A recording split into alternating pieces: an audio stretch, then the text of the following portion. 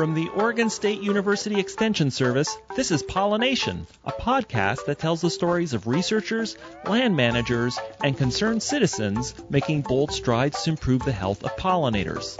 I'm your host, Dr. Adoni Melathopoulos, Assistant Professor in Pollinator Health in the Department of Horticulture.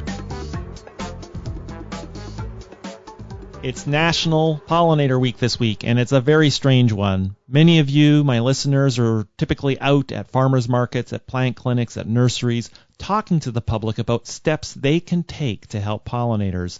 But unfortunately, that's all kind of gone off the rails, or kind of. If you go to a website like Pollinator Partnership, you'll see that there's a map there of all sorts of activities that are happening virtually in your area. So please check that website out if you don't know what you're going to be doing this week. But if you are in Oregon, you're in luck. We've got a great event right Monday at noon that's going to feature some of the powerhouses in the OSU Extension Master Gardener program who are going to answer questions, any question you can possibly dream of when it comes to gardening for pollinators. And the occasion for this as well is the release of two new publications from OSU Extension. The first, Enhancing Urban and Suburban Landscapes to Protect Pollinators, a new 41-page manual for gardening for pollinators in the state, but also Trees and Shrubs for Fall and Winter Bloom. A great publication. We can get some great bloom here into the late winter that bumblebees and honeybees, but also our hummingbirds will visit. Today's guest is an author on both those publications. He's also going to be on the panel on Monday, and I also have to say he has been an inspiration and mentor to me as a young faculty member here at OSU. It's Neil Bell. Neil oversees the Master Gardener programs in Marion and Polk County. He does a lot of research on shrubs, including California lilac, cistus. You'll hear about a lot of that in the show because I've brought him on the show to talk about some of the top pollinator shrubs and trees for Western Oregon. Please register for the webinar by typing Buzzing and Beautiful Designing Pollinator Gardens with OSU Extension at the OSU Extension website. You'll be directed to a registration button. And I also want to ask, we are doing a survey for the show. The survey this summer, I'm going to be plugging it, is really important to me getting a sense of who you are and what you're listening to and what you're learning. But beyond that, you can also win a hard-to-find Oregon Bee Project ball cap. I'm going to give 10 of these hats away to people who answer the survey. So don't delay. Type the following into your browser, or you can find this in the show notes. Type beav.es, so beeves, beav.es /4 lowercase j capital S. So again, beav.es /4 lowercase j uppercase S, and fill out the survey. It doesn't take very long. So without further ado, here's Neil Bell.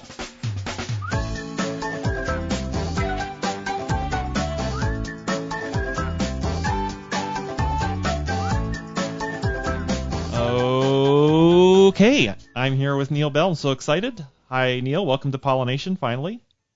Thank you, Andoni. Good to be here. You know, I have to admit, one of the turning points in my career was getting a slide deck from you. You generously gave me back when I started at OSU, and that slide deck actually is sort of the backbone of a new publication that we've just released on urban and suburban pollinators.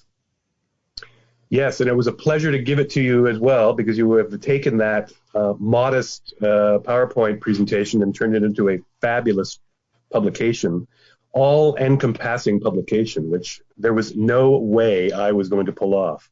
So good for you.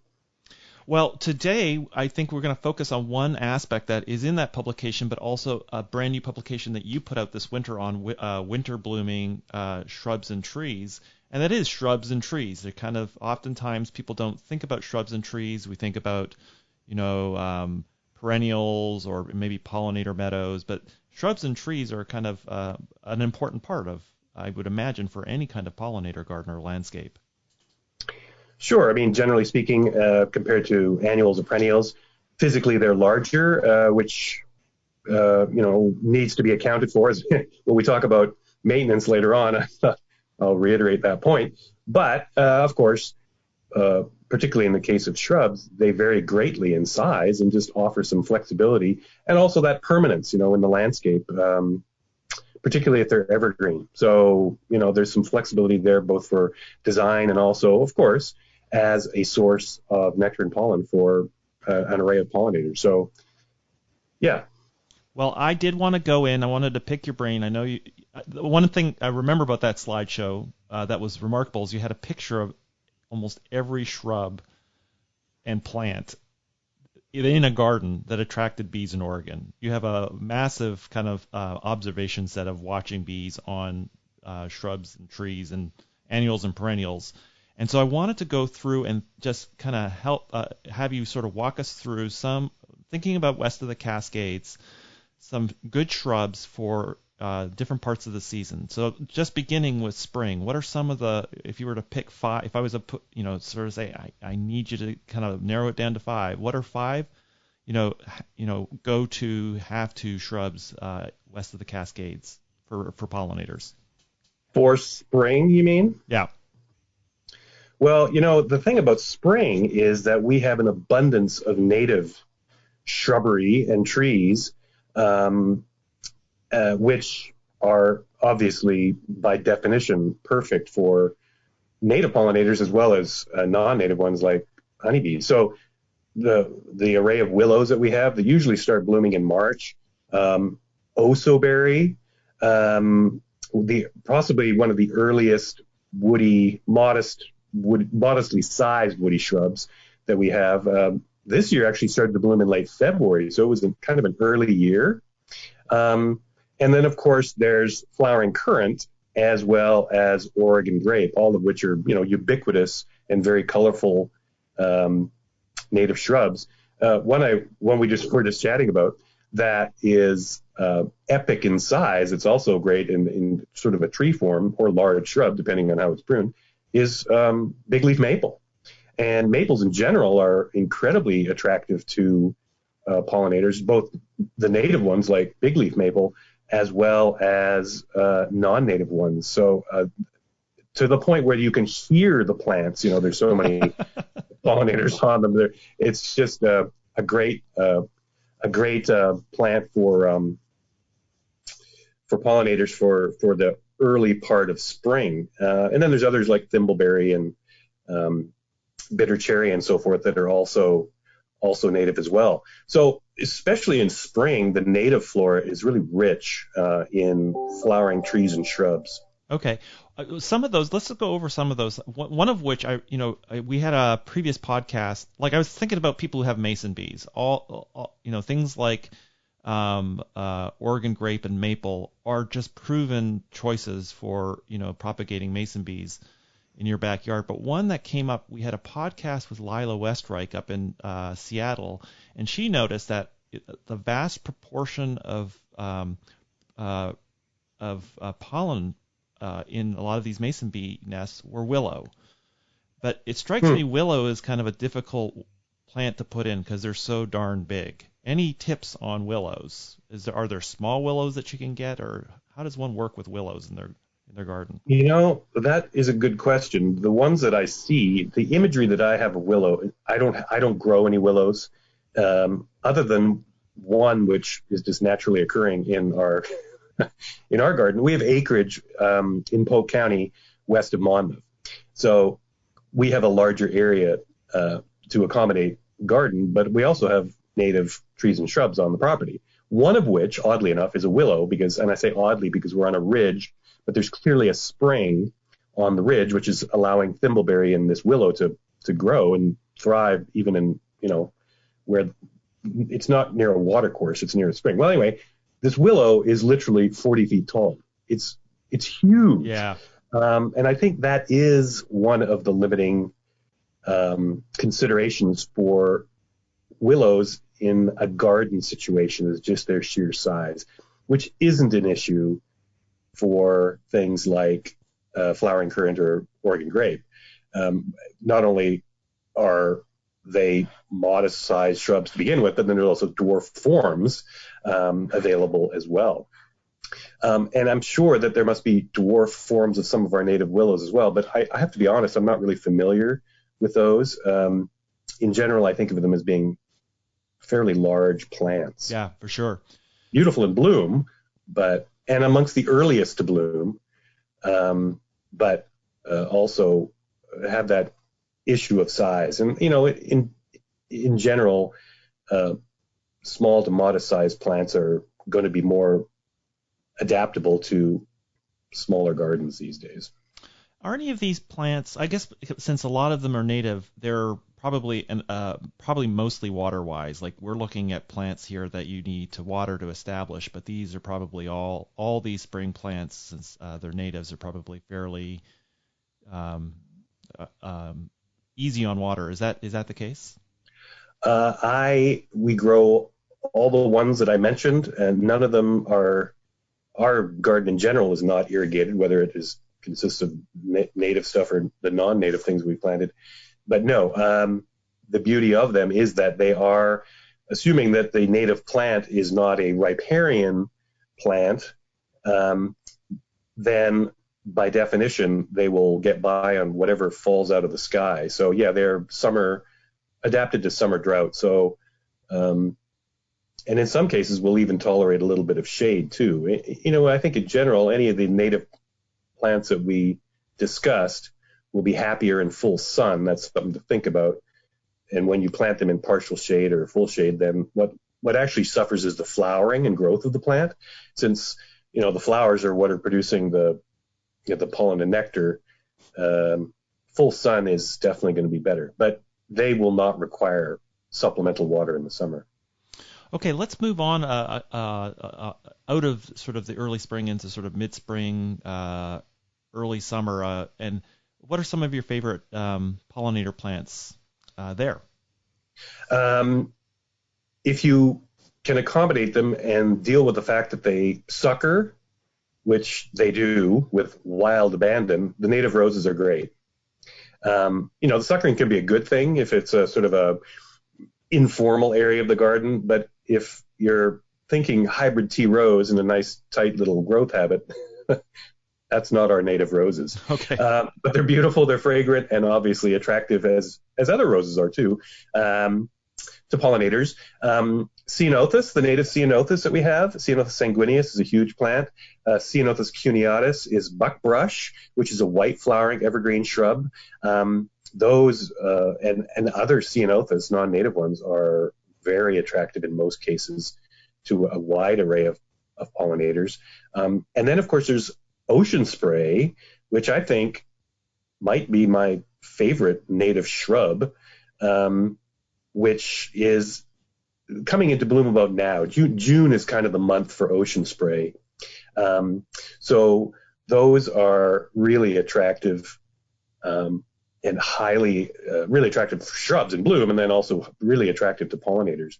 If you do have a little bit of a damper area or can supply a little bit of supplemental irrigation, then one of our most common native Spirea douglasii, or hardhack as it's sometimes called, is kind of a suckering deciduous shrub with these spikes of purple flowers. So, if you're out and about in the valleys, you'll see these in bloom probably about now, and they generally are a little bit wetter areas, I guess you would say. So they're happier in those kinds of environments. And then the other one that comes to mind, which actually is maybe one of the longest bloom periods of a native shrub, is snowberry, which starts blooming now or even earlier than this. And you might even find flowers on it in August. So that's kind of like a low suckering, almost like a ground cover type plant. And if you see it in bloom, it's almost comical. Bumblebees can't get enough. I know, but you can't. There's not a lot of flowers. No, I know. So the bumblebee will literally be about 10 times as big as the flower that it's hanging off of. So it just shows how determined they are. But then the fruit form, they're not edible, but presumably to birds they are. And so yeah, as a complement, if you like, to some of the other plants, it makes a good sort of low ground cover to work itself in and around the other shrubs that you're using. So, honestly, just using what's native to the Willamette Valley, one can put together a landscape which provides, just in shrubs and trees, bloom from late February through probably the middle of August or so, or maybe even a little later. Quite a long period.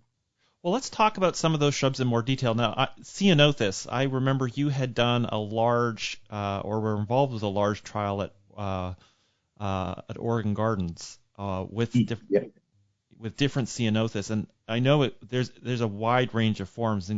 Outside of the OSU horticulture department, there's in the parking lot there are even a ground cover form. Tell us a little bit about Ceanothus and some of the tricks around it. Right. So native North American shrubs, there's Ceanothus. We think primarily of Ceanothus as being native to the West Coast, but there are also deciduous or semi-deciduous species native to the Midwest and East Coast as well. And so some hybridization has gone on between those and the evergreen forms on the West Coast. So we've got this rich array of Ceanothus, which vary in growth habit from ground covers, and the most commonly used ground cover that is a Ceanothus is native to California, Ceanothus gloriosus. So that'll form a evergreen mat about 18 inches tall, I would say, and probably about 5 or 6 feet wide. So they're very vigorous, but they're also very flat. Nitrogen fixing shrubs, and that means, they will tolerate a poorer than average soil, I guess you would say, as long as the drainage is good, without requiring supplemental nitrogen fertilizer after it's established, which is kind of a cool thing, right? I mean, that's another beneficial attribute of those. And then the bloom time, it varies all over the board for Ceanothus from, I would say, probably late March to about the end of July, just depending on which one you choose, because some bloom on old wood, like the evergreen forms, and then some of them bloom on new wood, like some of the deciduous and hybrid forms. So the bloom time is very long. The growth habit, as I mentioned, could be flat. I took a picture one time down around Klamath Falls of Ceanothus prostratus, which, as the name suggests, is just a flat little mat. It's only a few inches tall.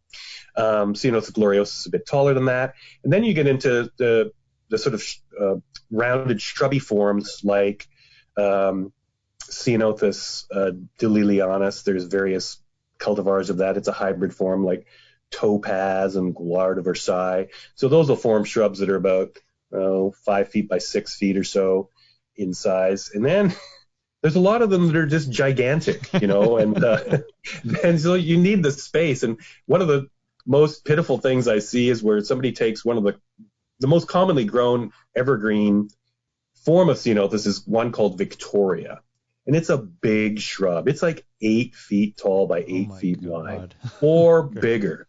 And I've seen it stuffed into places where it just did not belong. And that's the cardinal sin of pruning, right? Is putting a 8 foot tall by 8 foot wide shrub into a 3 foot tall by 3 foot wide place. And then you're into this, constant need for pruning the plant, which is usually not good for the plant's appearance or health. So yeah, Ceanothus do vary in size greatly, and so I would encourage people to choose the one that works for them based on available space. And when you give it enough space, they're glorious plants, and they're all to varying degrees attractive to a wide range of pollinators. And like I said, there's a couple of native ones. The native evergreen one to the Willamette Valley is Ceanothus cuneatus, which has white flowers, and which isn't very often seen, but is available in native plant nurseries. Ceanothus sanguineus is another one, and that tends to be one of the really big ones. Are they mostly available? That brings up a great question. Is the variety available in nurseries, or is there really only a couple varieties that you can find without a lot of effort? No, I think the thing that we're blessed with here in the Valley is a lot of specialty retail or mail order nurseries, which will offer some of those rarities. So just by searching around, there's some standards, right? Like Ceanothus gloriosus, that's the standard ground cover. Ceanothus victoria, that's the standard big Ceanothus. But there's all these other hybrids and cultivars of both native ones and non-native ones from California, which are out there, which offer a range of size and bloom time. So, like I said, they range in size all the way from that little ground cover I mentioned, Ceanothus prostratus, up to enormous plants that are much bigger even than Victoria. So just think of the available space and choose the plant accordingly. Well, thinking about space and size, I also love ocean spray, and we featured it in the Oregon Bee Project. We have these kind of like shrub of the week kind of thing, but it can be pretty big. Oh yes, I've seen them where they were 12 feet tall and 15 feet wide. Just big arching shrub. And I think part of the reason is that, especially if you see them in a park or in the wild or whatever, they're never pruned, they're never managed, so they just get big and lanky with time. But I think if you were to manage it in a garden situation, you could, by judicious and appropriate pruning, keep it to about 8 feet tall, which is about how high they want to be, and maybe that or not even that wide. And what you'd have is a nice vase-shaped shrub, which is typical of a lot of sort of cane-growing plants. And that's a very handy growth habit because it's more vertical than it is wide. So then you can work in things around the base of it, which wouldn't be shaded for the most part by the ocean spray. So you can kind of utilize the growth habit of shrubs in a way which is complementary to more mound sort of forming plants or lower growing things without impeding the growth of either one. So, yeah, I agree. I've seen gigantic ocean spray specimens, but I've planted several along a new planting on our driveway, and I intend to keep them kind of as I described, mainly because I've probably overplanted the whole bed anyway, and I need to keep room for all the other plants that are nearby. Well, one shrub to tree that I didn't hear you mention that I know you know a lot about are manzanitas. Tell us a little bit about manzanitas. They're so beautiful. Yeah, they are. We had a evaluation of manzanitas up in Aurora at the North Willamette Research and Extension Center for 7 years. And again, that's a Western North American shrub. The best known manzanita actually is kinnikinnick, which is in the same family, Arctostaphylos, sure. Same genus, I should say, Arctostaphylos. And it's got the widest distribution of any. It's circumpolar, so northern North America and northern Asia. And but in addition to that, which is one which most people would be familiar with as a diminutive ground cover, kind of like the ceanothus, there's a manzanita for every situation, assuming that it's full sun and reasonably well drained, and especially in the Willamette Valley. And they just range greatly in terms of size, from little ground covers to large tree-like shrubs. And the thing about manzanitas, they're all evergreen shrubs. Many of them, especially the larger shrub forms, have incredible bark. They do. And then there's the blooms. And so what we found with our trial was the earliest of them start blooming after Thanksgiving. That was Arctostaphylos refugioensis. The flowers on that turned out to not be particularly hardy, and it's a California species. So, I mean, I wouldn't suggest that one. But there are others, like one called Sentinel, which started blooming in December and into January. So January was really its prime bloom period. So depending on the cultivar, you can have one in bloom at a time of the year when nothing native is out there. And if it was warm enough, then you would see pollinators out there in January and February working those flowers.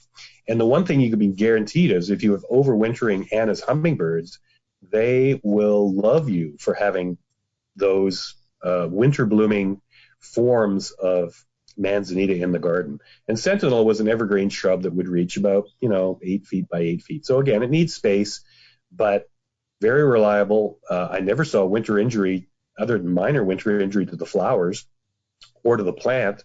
It had a pink bloom, so I mean it was just a real winner for if you could only plant one and you were looking for that niche for the winter. That would be a great choice. There's others like Siskiyou Pink, which is another upright shrub form which is about the same size or maybe a bit bigger, that also has pink blooms around the same time of year.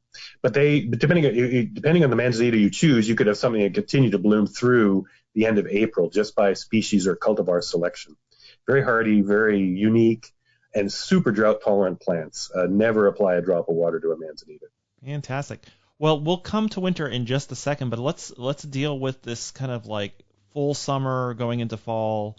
We're getting pretty dry in the valley. What are some of the shrubs and trees that we want to look at? So the ceanothus I mentioned, and again, there's a large number of those. So those are good choices which will carry you into about the middle of summer. And if you're willing to consider non-native stuff, then, rosemary is a great pollinator plant. You'll find, especially honeybees. That's not surprising because these are Mediterranean in origin, and of course, European honeybees are European in origin. They are very attracted to any cultivar of rosemary. So that's one species. But many, many different cultivars out there, and the bloom time varies greatly as well from winter into mid-spring. Then there's lavenders, which again, there's a number of different species available. Spanish lavender is generally the earliest one to bloom, but later on you get the other species and hybrid forms, which will, again, with cultivar selection, that's what it really all comes down to, carry you through the middle to the end of August. So those are good selections. Things like shrubby St. John's wort, which is Hypericum, those have these bright yellow flowers and bloom in midsummer. So you get a lot of bang for your buck out of those. And then later on, things like sages, salvia. Mm-hmm. There's a lot of different salvias. We've got salvia in bloom now in our garden, and a lot of those are sub-shrubs, I guess you would say.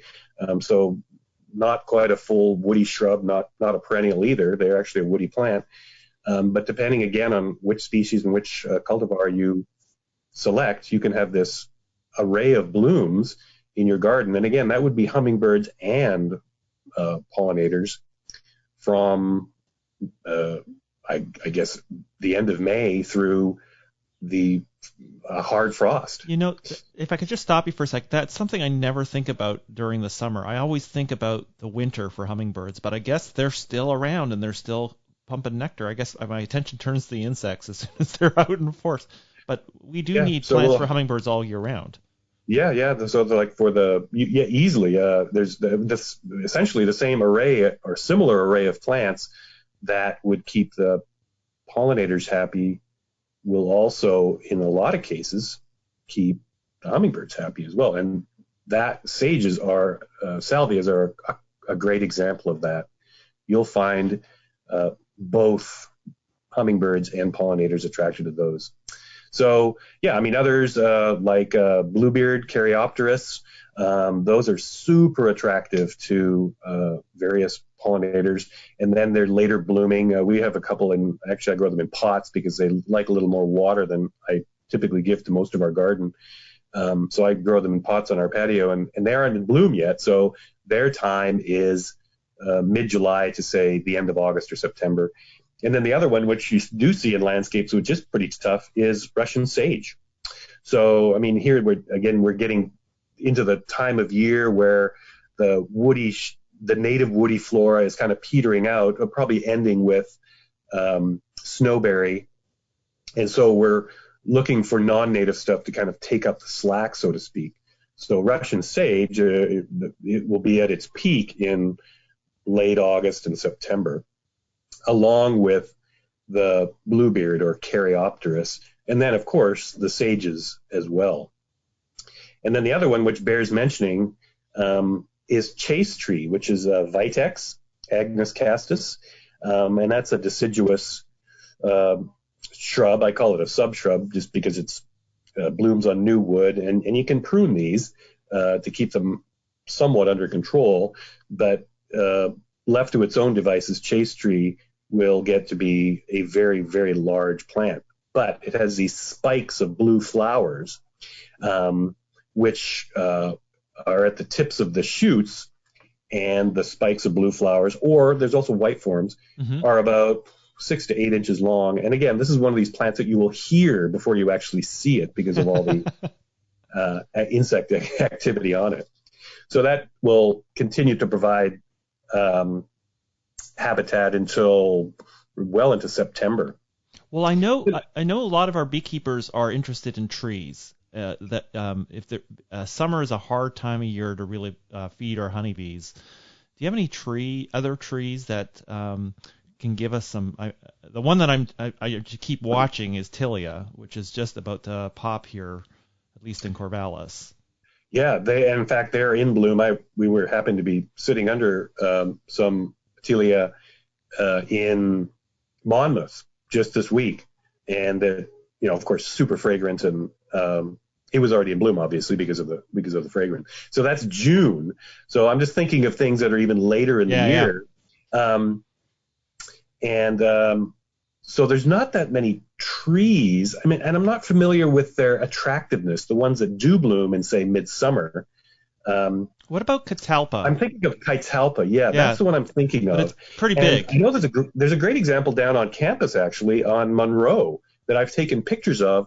But what I don't know is how attractive it is to pollinators. But clearly, at that time of the year, it's one of the only trees that is typically found in bloom. That one comes to mind right away. So yeah, we both hit on the name at the same time. But I guess you need a lot of space for something like that as well. Yeah, I'd have to go and have a look at it and actually see, because most of what I have in terms of suggestions, if you like, is based on observations. I want to see, I want to see the activity in order to say, okay, well, clearly if they keep coming back to this thing, there's something there that's attracting them. And I just don't know that for catalpa. But at the very least, if you plant one of these, you'll get a very unique, very beautiful flowering tree for mid to late August or even September. And that was one thing I think bears mentioning that we actually have observed. We also had a rock rose trial, cistus and hylimnium, and I can tell you that they're not all created equal in terms of their attractiveness. Cistus in particular, because they're Mediterranean in origin, rock roses, are very attractive to European honeybees. And I've just noticed big differences in how attractive some species and cultivars are compared to others. So something about some of them is clearly bringing out the pollinators compared to others, which look nice in bloom but don't seem to have the same level of attractiveness. Well, it does bring me to one of your choices that literally scare me because it's just the diversity are the lavenders. It seems like there's a billion lavenders out there. It seems like most of them attract honeybees and bumblebees, but do you have any sense of if you were to pick some lavender cultivars, are they all kind of equal when it comes to pollinator attractiveness? I honestly couldn't tell you. What I think I'd tell you is that bumblebees in particular love lavender. And so I've seen them hanging off those stalks of flowers in late July and August. And actually it's those that I most associate with lavender is bumblebees, not so much honeybees or even other native pollinators. But you're right. I mean, I wouldn't even know where to begin with lavender because there's so many cultivars and more arriving daily, But depending again on what you choose, Spanish lavender will start off in May, and you can just with lavender have a continuous bloom through the end of August, maybe even later than that. Okay, well, let's take a quick break, and we're going to come back. I want to talk about the winter specifically because we have a new publication on it. And so let's take a quick break. We'll be right back.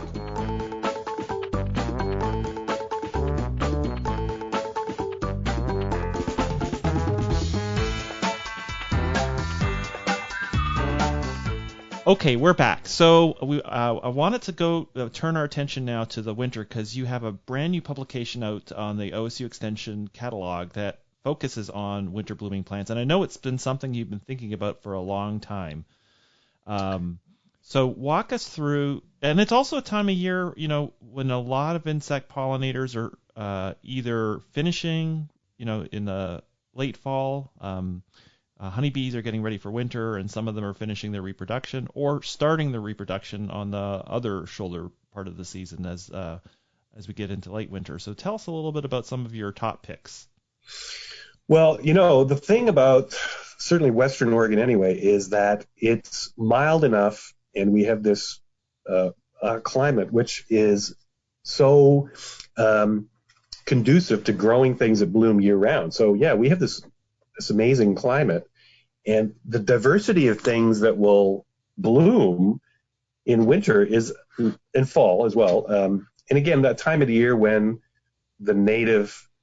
certainly the native woody shrubs aren't blooming is really amazing. So yeah, we put together, myself, Heather Stoven, counterpart in Yamhill County, and of course yourself, to provide the pollinator attractiveness information, because originally I'd just been thinking of it as a publication for nice things that one can put in the garden to provide floral interest during the off season, so to speak.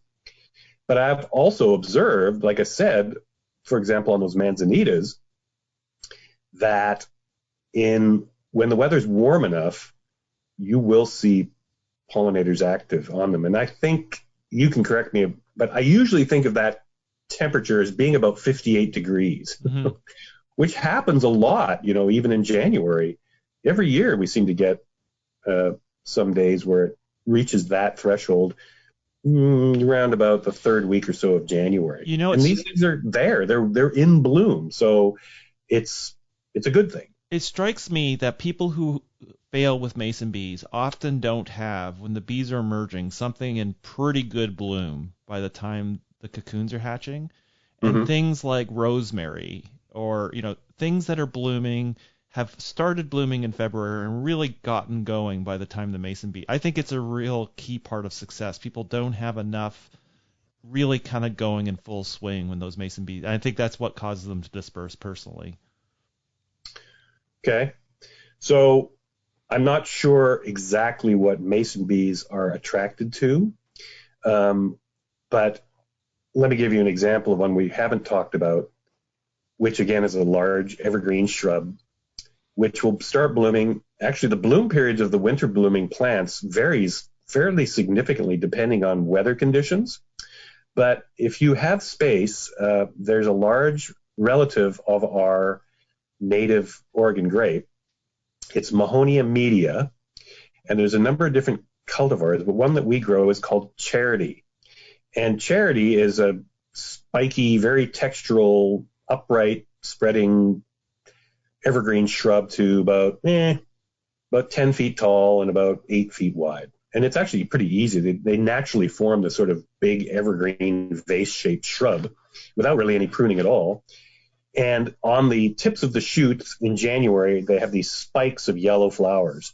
And hummingbirds are very attracted to these, and they'll battle each other all day long over them. But honeybees in particular, if the weather's warm enough, will swarm over the flowers of these plants. And again, it's one of those plants you'll hear that activity from a significant distance away. So that's a really good plant that obviously attracts pollinators. Because actually, if you look at our publication, not everything does that happens to be winter blooming. But so in other words, like sweetbox, which is a commonly used winter blooming, very fragrant, sort of tall ground cover, and great for that purpose. It blooms, it flowers in the dead of winter like January and smells great, but I don't think I've ever observed I've never seen a bee. I've watched them on campuses. They're hard to miss. They smell so good, but I've never seen a single bee on it. Yeah. Right, neither have I. So I think it's a nice plant for winter and serviceable ground cover particularly for shade, where it still blooms blooms well. But yeah, I wouldn't recommend it as a plant for sustaining any insect pollinators, just because I haven't observed any activity on there. Another one which fits the same category is winter jasmine, which is a non-fragrant, yellow flowered winter blooming form of jasmine, which is actually a vine, but which can be trained into a sort of a standard. And they'll bloom again, late January, early February. But I don't think I've ever seen any pollinators on there.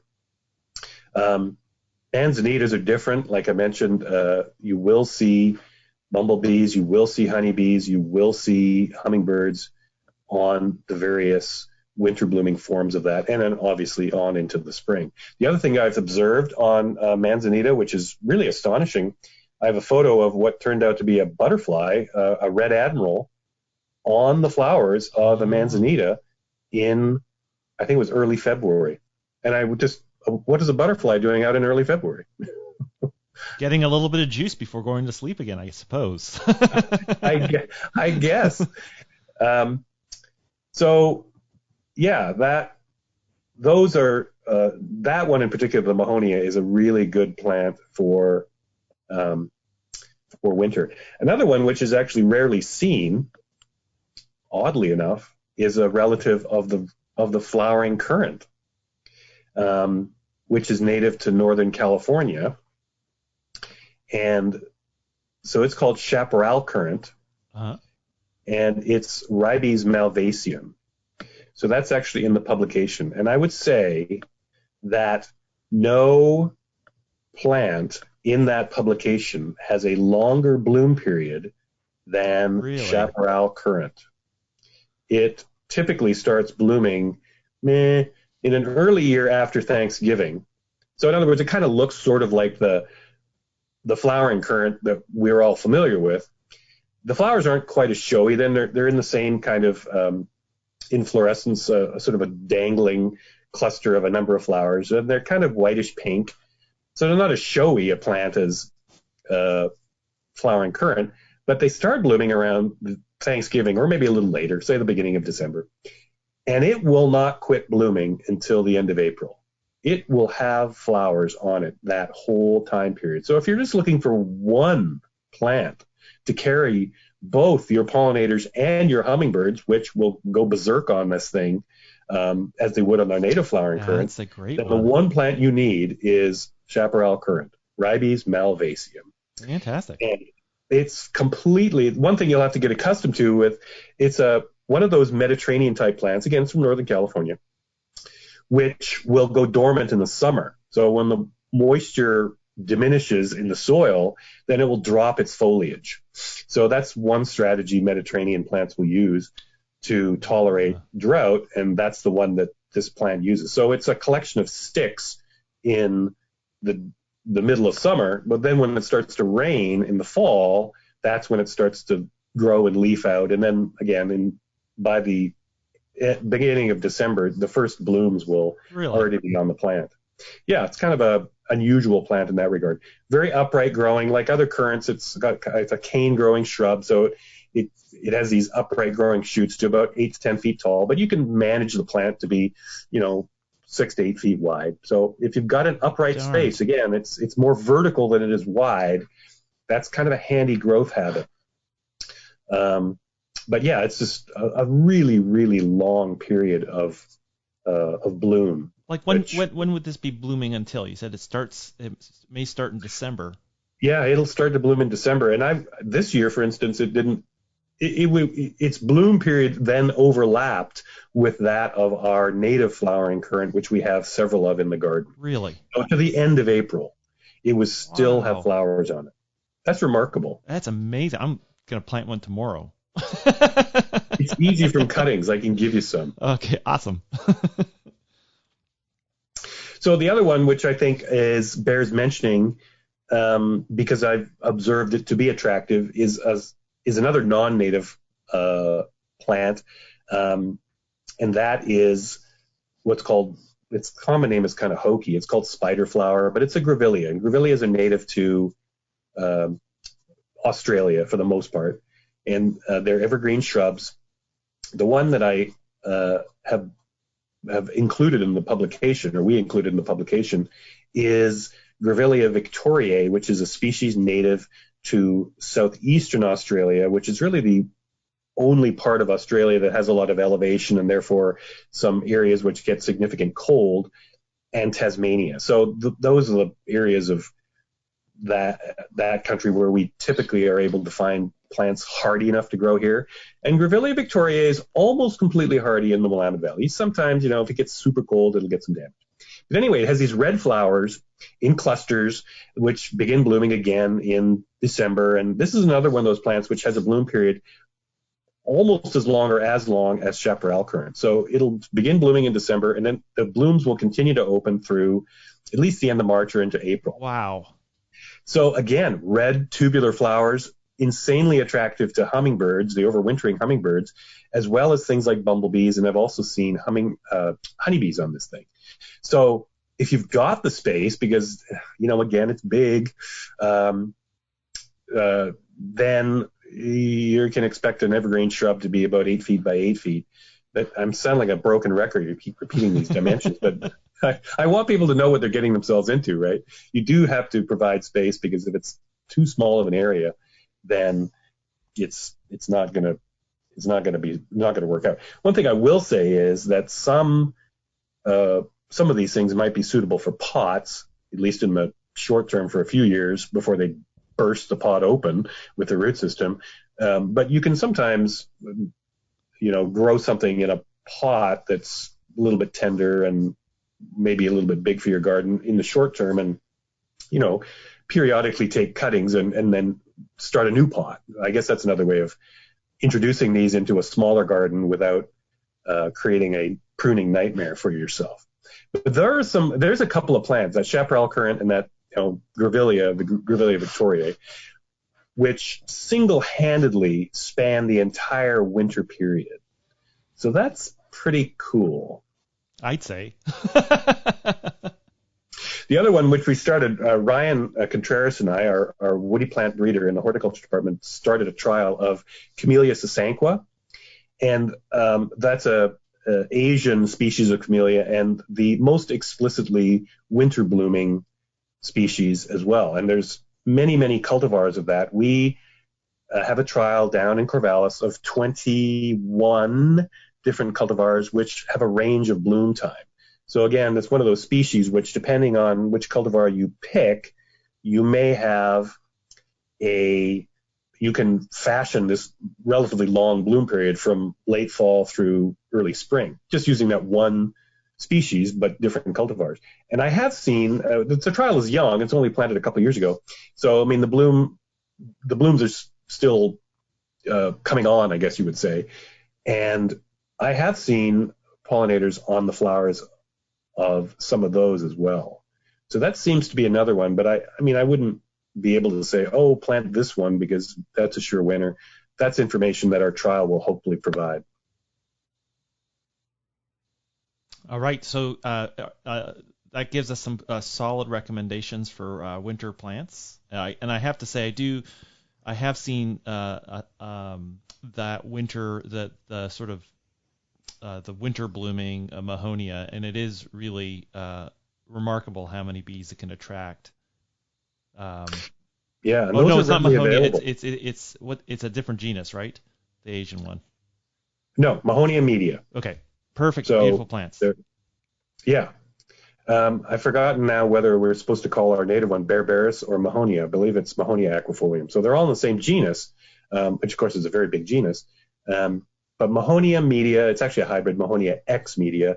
There's a number of cultivars. We grow Charity, but there's others like Hope and Winter Sun. And there's a fragrant one called, really fragrant one called Lionel Fortescue. And I've seen those for sale, in Oregon or Washington. So, I mean, they're out there. Sometimes, like I said, these are a little bit specialty, so a little bit of searching around in some of the more specialty retail or mail order nurseries, but you'll find them for sure.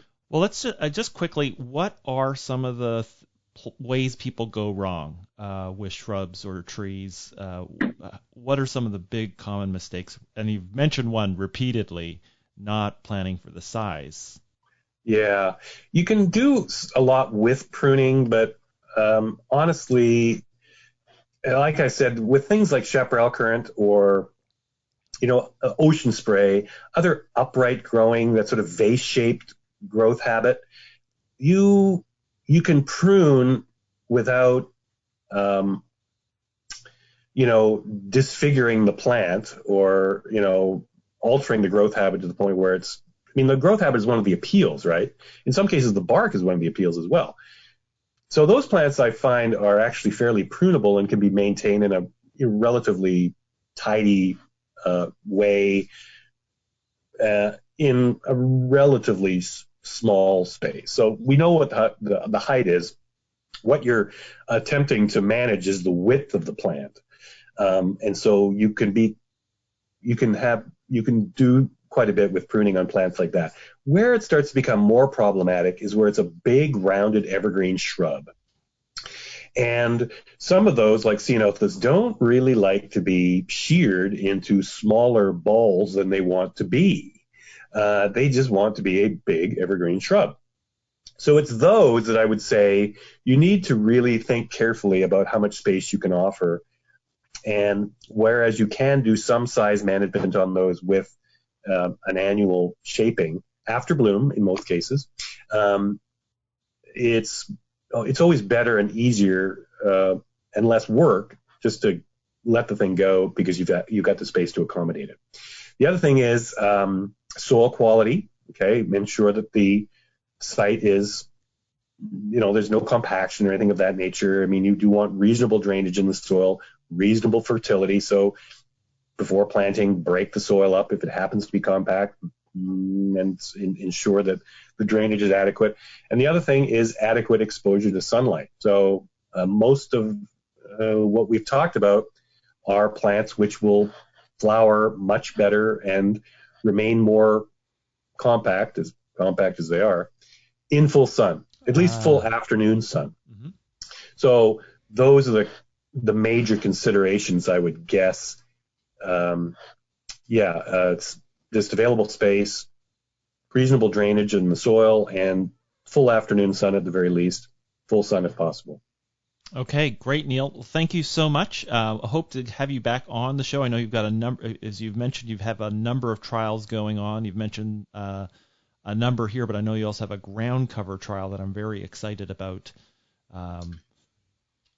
Yeah, it's looking good too. So part one of our ground cover trial was planted last fall, and we've got other new stuff to plant next year. So yeah, great. It's fun. Look forward to having you back on the show, and I guess we'll see each other on Monday, where we're going to be having a webinar where people can ask any question they want about pollinator gardens, including shrubs and trees. So great. See you then. Looking forward to it. In the meantime, have a great weekend. Thank you so much for listening. The show is produced by Quinn, Sin, and Neil, who's a student here at OSU in the New Media Communications program, and the show wouldn't even be possible without the support of the Oregon Legislature, the Foundation for Food and Agricultural Research, and Western SARE. Show notes with links mentioned on each episode are available on the website, which is at pollinationpodcast.oregonstate.edu. I also love hearing from you, and there's several ways to connect with me. The first one is you can visit the website and leave an episode-specific comment. You can suggest a future guest or topic, or ask a question that could be featured in a future episode. But you can do the same things on Twitter, Instagram, or Facebook by visiting the Oregon Bee Project. Thanks so much for listening, and see you next week.